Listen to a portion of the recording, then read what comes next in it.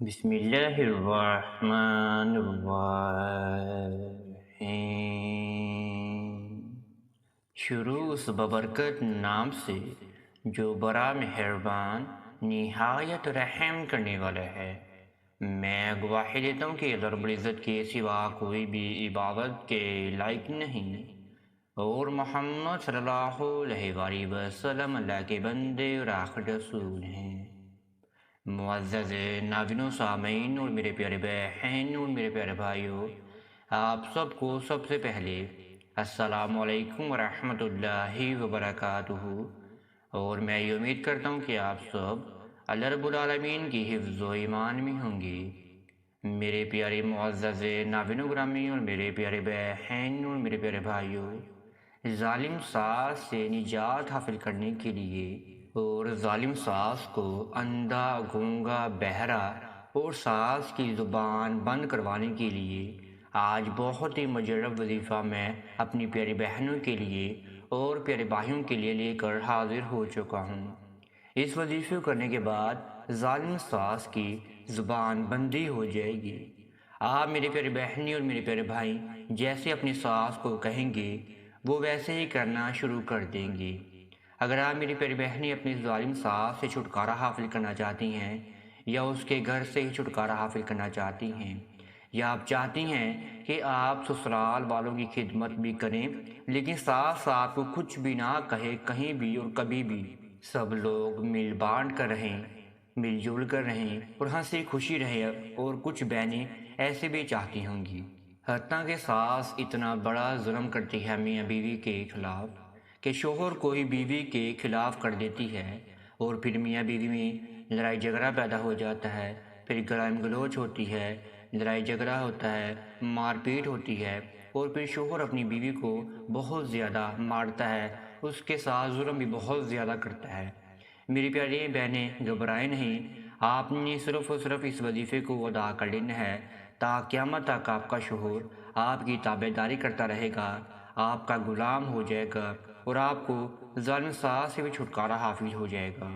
اور دوسری طرف وہ میرے پیارے بھائی جو اپنی ظالم ساز سے چھٹکارا حاصل کرنا چاہتے ہیں یا اس کی زبان کو بند کروانا چاہتے ہیں، ساز کو گونگی، بہری اور اندھی بنانا چاہتے ہیں، آپ چاہتے ہیں کہ ساس میرے خلاف کوئی بھی بات مت کرے، تو آپ پھر اس وظیفے کو بھی آزما کر اپنے آپ کو فائدہ دلوا سکتے ہیں۔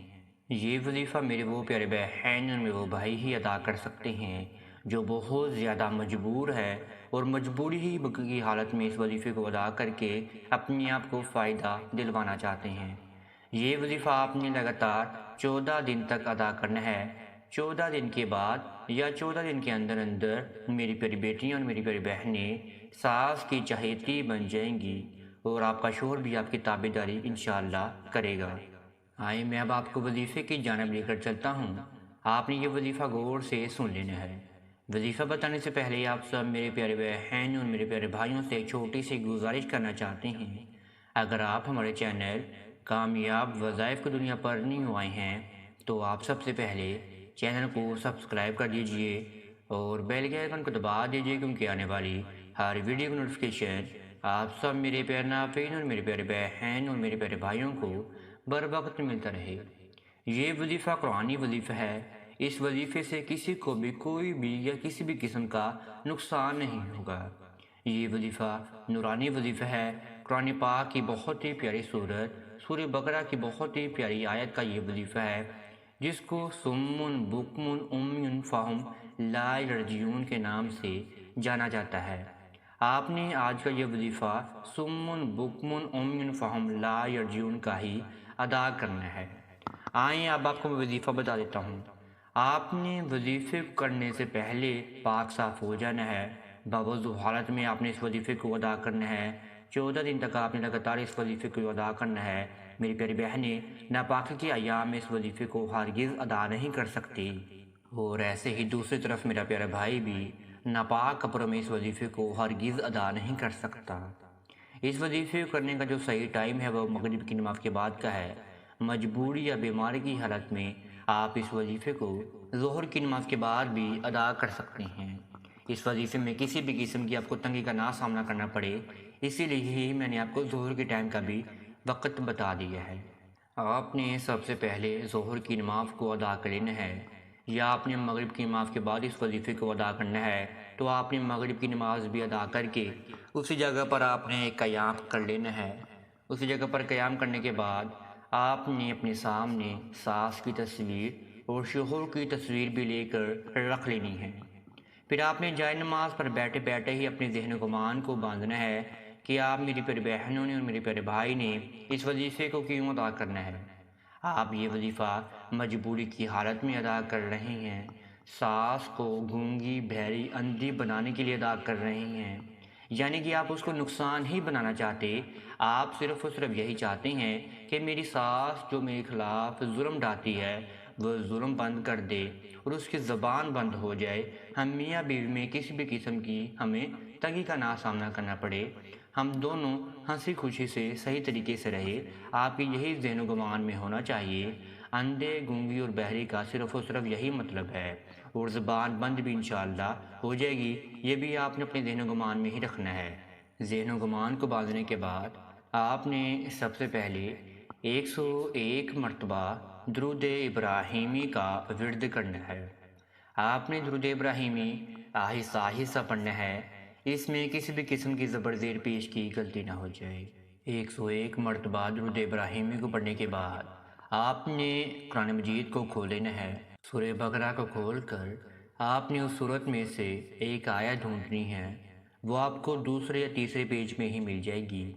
اس کا نام ہے سمٌ بکمٌ عمی فہم لا یرجعون۔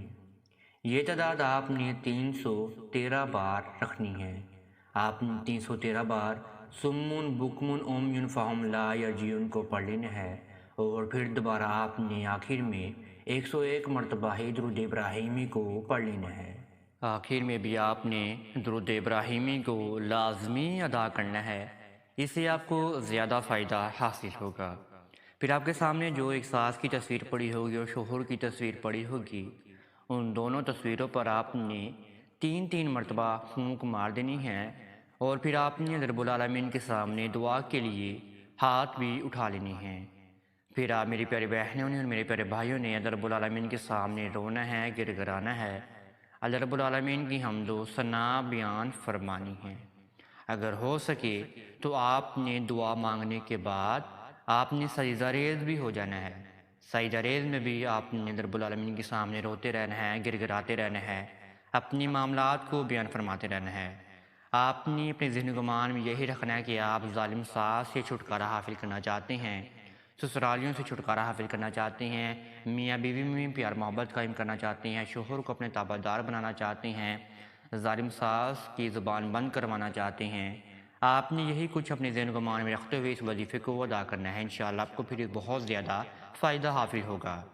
اگر آپ میرے پیارے ناظرین اور میرے پیارے بہن اور میرے پیارے بھائیوں کو اس وظیفے میں کسی بھی قسم کی سمجھ نہیں ہے تو آپ کامنٹس میں رابطہ کر سکتے ہیں، انشاءاللہ آپ کو جواب دینے کی ضرور کوشش کی جائے گی اور آپ کی رہنمائی بھی ضرور فرمائی جائے گی۔